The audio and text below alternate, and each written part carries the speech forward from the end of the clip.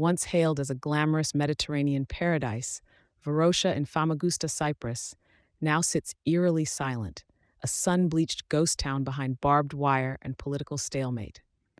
In the 1970s, this beachfront district was one of Europe's hottest vacation spots, drawing celebrities, royalty, and travelers from around the world.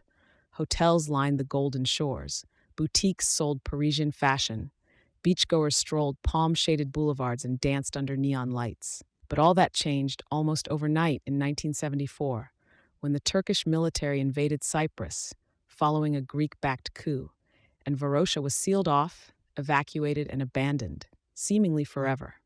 Before the conflict, Varosha was the beating heart of Famagusta's tourism economy. The resort town had grown rapidly during the 1960s and early 70s, boasting more than 100 hotels and high-rises catering to international elites. Brigitte Bardot and Elizabeth Taylor were rumored to have vacationed there, and the area contributed significantly to the island's GDP. It was a place of luxury, aspiration, and sun-soaked escape. But geopolitical tension turned the jewel of Cyprus into a time capsule trapped in a decades-long dispute. On July 20, 1974, the Turkish army invaded Cyprus in response to the coup by Greek Cypriot nationalists aiming to unite the island with Greece. As troops advanced, the residents of Varosha, mostly Greek Cypriots, fled their homes in panic, expecting to return within days. The Turkish military seized control and fenced off the entire district. Entry was forbidden to everyone, including civilians and journalists, and the area became a ghost town under military occupation. No one has lived there since. What makes Varosha so haunting is its uncanny preservation. The cityscape remains locked in the aesthetic of the early 1970s. Towering hotels with shattered windows, rusting cars with keys still in their ignitions, and crumbling mannequins dressed in outdated fashion sit undisturbed, fading under the relentless Mediterranean sun. Nature, as it does, has crept in to fill the void. Trees grow through cracked concrete. Sea turtles nest undisturbed on the long-abandoned beaches. It's as if the world moved on, but Varosha was forgotten in a moment of crisis. The political implications of Varosha's abandonment are deep.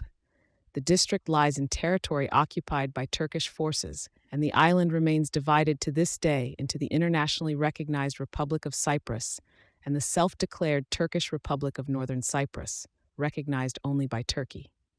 The status of Varosha became a bargaining chip in peace negotiations, a symbol of what was lost and what remains unresolved. United Nations resolutions have called for the return of the area to its rightful inhabitants, but no lasting agreement has ever been reached. In recent years, however, change has been afoot. In 2020, the Turkish Cypriot authorities reopened parts of Varosha to public access for the first time in 46 years, sparking both curiosity and controversy. Some buildings are now accessible via guided tours. Footsteps once again echo down the sun-bleached streets, though the area still carries a heavy air of solemnity. The reopening drew international criticism, with many arguing it violates UN resolutions and undermines peace efforts. For others, it offered a rare glimpse into a modern Pompeii, frozen not by lava, but by politics. Despite its partial reawakening, Varosha's future remains uncertain. The area still lacks basic infrastructure, and many buildings are structurally unsound due to decades of neglect.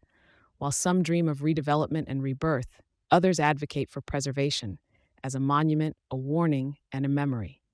Former residents have mixed emotions: hope, sorrow, and a yearning to return to the homes and lives they left behind as children. For urban explorers, historians, and political analysts, Varosha is more than a ruin. It's a living symbol of division, a canvas for the cost of conflict, and a place where time stands still. It continues to attract photographers and documentary filmmakers seeking to capture its fading elegance and haunting quiet.